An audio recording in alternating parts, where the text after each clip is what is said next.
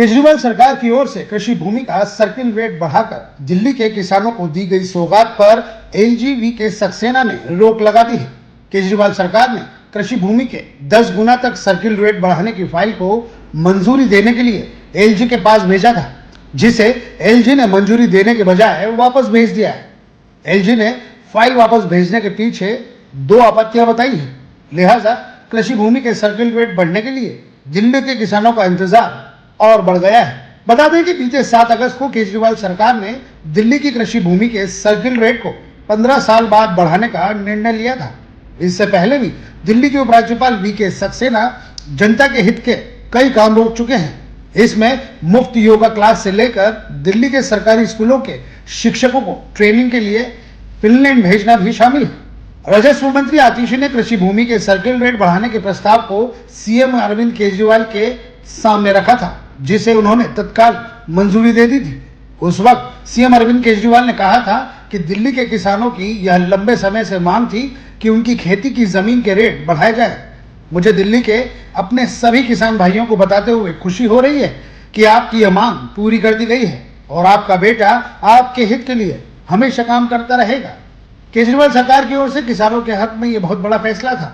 सरकार के इस फैसले के तहत दिल्ली में 2008 के बाद पहली बार किसानों की कृषि भूमि के सर्किल रेट में बदलाव किया गया। 2008 से अब तक दिल्ली में कृषि भूमि का सर्किल रेट सिर्फ 53 लाख रुपए प्रति एकड़ है। इस वजह से किसान अब अपनी जमीन बेचना चाहते थे तो उन्हें उसका उचित दाम नहीं मिलता। साथ ही जब दिल्ली सरकार विकास कार्यों जैसे सड़क, फ्लाईओवर, यूनिवर्सिटी, अस्पताल जैसे बनाने के लिए किसानों की जमीन का अधिग्रहण करती है तो उनको अधिसूचित सर्किल रेट 53 लाख रुपए प्रति एकड़ के हिसाब से दिया जाता है। कृषि भूमि का सर्किल रेट कम होने से किसानों के साथ ही दिल्ली सरकार को भी नुकसान होता है, क्योंकि जब किसानों को उनकी जमीन का कम मुआवजा मिलता है तो वे सरकारी प्रोजेक्ट के लिए अपनी जमीन नहीं देते। ऐसे में कई बार मामला कोर्ट तक पहुंच जाता है और यह लंबा भी चलता है। ऐसे में बहुत से विकास कार्यों को पूरा करने में देरी होती है। मौजूदा समय में दिल्ली में कृषि भूमि का सर्किल रेट हर जिले में एक समान यानी कि 53 लाख रुपए प्रति एकड़ है, जबकि वास्तविक रूप में दिल्ली के कुछ हिस्सों में जमीन की कीमतें बाकी जगहों की तुलना में काफी ज्यादा है।